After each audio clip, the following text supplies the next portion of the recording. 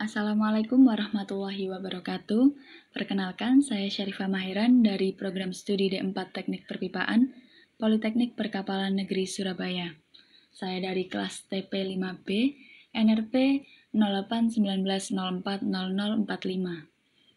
Nah, pada kesempatan kali ini saya akan menjelaskan pembahasan dari evaluasi tengah semester mata kuliah metode elemen hingga tugas. Untuk itu, langsung saja kita masuk ke topik pembahasan apa saja yang akan kita bahas dalam kesempatan kali ini. Di sini saya membagi topik pembahasan menjadi 4 topik. Yang pertama, kita akan membahas tentang deskripsi soal yang akan kita selesaikan. Lalu yang kedua, yakni sifat material dan dimensi batang. 3. Model dan mesh 2 dimensi atau gambar model truss. Dan yang terakhir, hasil analisis. Untuk itu langsung saja kita masuk ke topik pembahasan yang pertama, yakni deskripsi soal. Deskripsi soal. Truss adalah struktur yang tersusun dari batang yang terhubung dengan pin. Truss dapat menahan gaya namun tidak dapat menahan momen. Pada kasus ini, terdapat sebuah tangki oli darurat atau emergency loop oil tank yang digunakan untuk mensuplai oli ke poros turbin uap.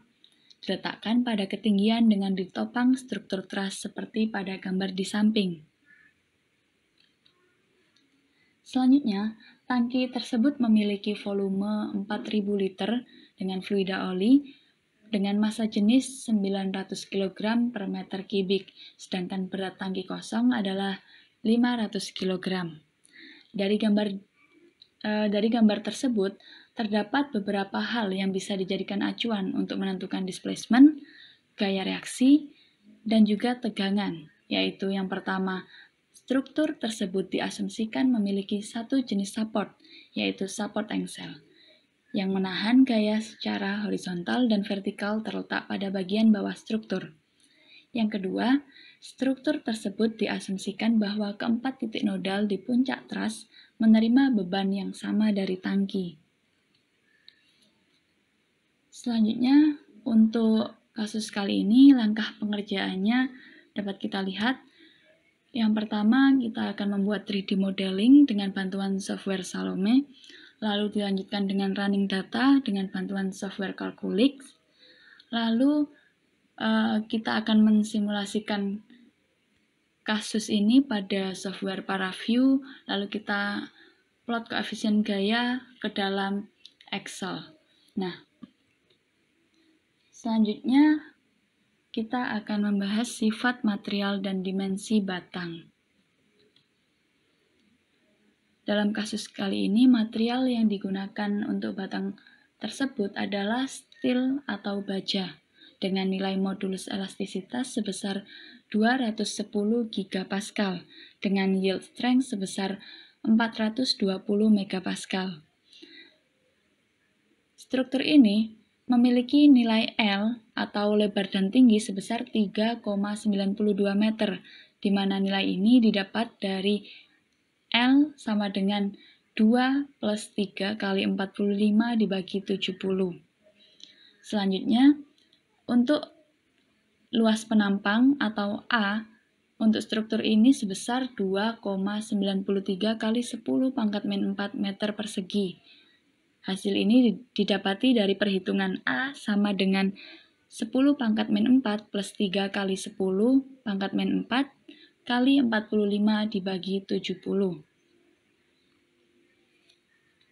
Selanjutnya, kita masuk ke topik pembahasan berikutnya, yakni model dan mesh 2 dimensi atau gambar model truss. Nah, berikut dimensi model dari studi kasus kali ini. Dapat dilihat pada gambar model truss di atas bahwa dimensi panjang dan lebar struktur tersebut sebesar 3,92 meter. Nah, hal ini sudah sesuai dengan perhitungan sebelumnya bahwa nilai L sama dengan 2 plus 3 kali 45 dibagi 70 dan didapati 3,92 meter. Selanjutnya kita masuk ke topik pembahasan yang terakhir, yakni hasil analisa. Setelah kita mengkonvert hasil analisis format FRD ke dalam format VTK, selanjutnya kita buka format VTK tersebut pada software ParaView. Lalu akan kita analisis yang pertama gaya reaksi pada tumpuan, lalu yang kedua displacement, dan yang ketiga tegangan normal. Nah, langsung saja kita masuk ke hasil analisis yang pertama, yakni gaya reaksi di tumpuan. Nah, di slide ini bisa kita lihat pada gambar, yakni hasil simulasi pada software ParaView gaya reaksi di tumpuan. Nah, di sini saya lampirkan juga tabel gaya reaksi yang didapat dari simulasi yang sudah kita lakukan. Nah, dari data di atas dapat disimpulkan bahwa nilai gaya reaksi hanya terdapat pada support point yang ada di dasar struktur dan force point yang terdapat di puncak struktur. Hal ini dipengaruhi juga oleh boundary condition yang dibuat pada software Salome. Untuk gaya reaksi pada force point bernilai negatif karena pada titik tersebut arah gaya reaksi searah dengan arah gaya dari beban tangki. Sedangkan untuk gaya reaksi pada support point bernilai positif karena pada support point dikenai gaya beban dari tangki, maka akan ada gaya reaksi yang berlawanan dari gaya beban tersebut. Dan mengapa nilai gaya reaksi sama? Hal ini diakibatkan oleh nilai beban yang saya asumsikan pada kasus kali ini dibagi menjadi 4 titik nodal secara rata. Maka dari itu, nilai gaya reaksi yang didapat akan sama.